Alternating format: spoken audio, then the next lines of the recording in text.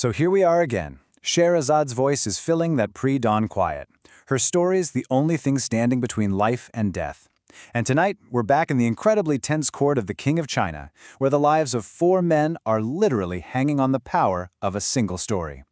And that was the king's final word. The steward told his strange tale, but the king was not impressed. For the men standing there, things are looking really, really grim. So, yeah, the steward's bizarre story about his severed thumbs and a meal gone wrong, it just didn't cut it. The king's patience is officially run out. The gallows are waiting. But just as the guards start to move in, wait a minute, the Jewish doctor steps out from the group. He bows to the king and makes one heck of a promise. He has a story so astonishing, so unbelievable, that it will make the tale of the hunchback seem completely ordinary.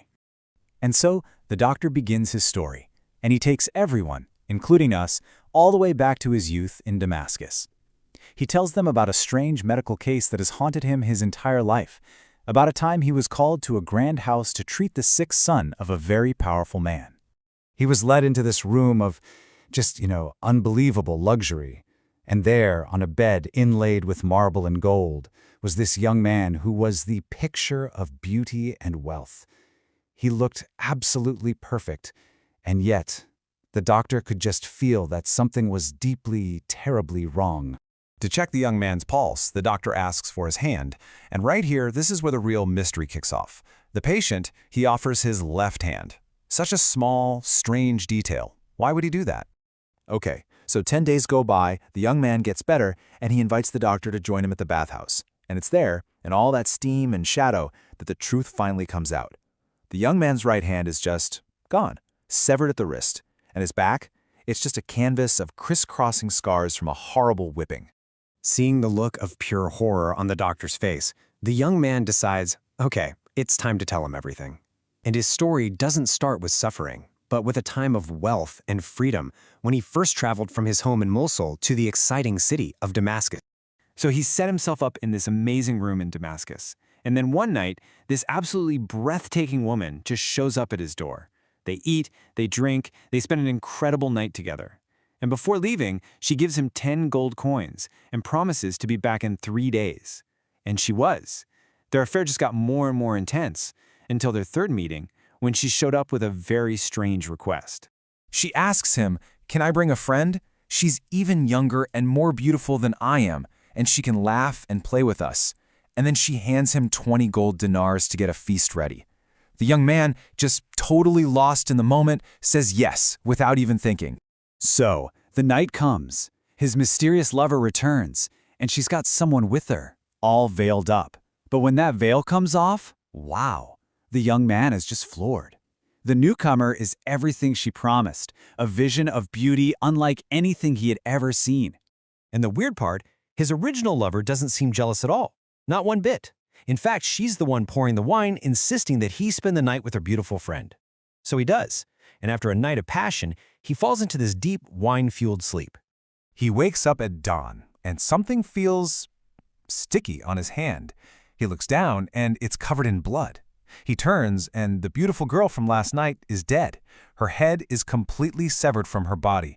Absolute panic sets in. Who could have done this? It had to be his first lover, right? A fit of jealous rage? He's terrified, but his mind is racing. Okay, what do I do? He cleans himself up, rips up the marble floor tiles. Can you imagine? He digs a grave right there in the room, buries her, and puts the tiles back. Then he pays his landlord a whole year's rent up front, cooks up a story about visiting family in Egypt, and just bolts. He manages to survive for 3 years in Egypt, living off whatever money he had left. But, of course, eventually it runs out. He's broke, he's desperate, and he makes a really, really bad decision. He goes back to Damascus, and back to that very same room. He's back in this haunted room just trying to clean away the dust. He lifts a pillow, and bam, something glitters. It's her necklace, the murdered girl's necklace, just sitting there. And it is magnificent. He's starving, he's got no other options, so he does the only thing he can think of. He takes it to the market to sell. Big mistake. A jeweler at the market instantly recognizes it. Turns out it belongs to the wazir, the governor of Damascus. The guards are called, he's arrested for theft, and now he's got this awful choice to make. Does he tell the truth about finding a dead body and risk being executed for murder, or does he just confess to stealing? He chooses to lie. And for that lie, the punishment is just horrific. The guards hold him down, and they chop off his right hand. Then, to stop the bleeding, they shove the stump into boiling oil. The pain is so bad he just blacks out. But it's not over. The next day, they drag him back in front of the wazir. But this time, the governor isn't angry. He looks sad, and he tells him, "That necklace, it belongs to my daughter, a daughter who disappeared 3 years ago on the exact same night you fled the city." And then he just says, "Tell me the truth." So the young man just spills everything, the affair, the second girl, the murder, the whole insane story. And when he's done, the wazir, with tears in his eyes, drops the final bombshell. The first woman, his lover, that was the wazir's older daughter. The girl who was murdered, that was her younger sister. His own daughter killed her sibling out of pure jealousy.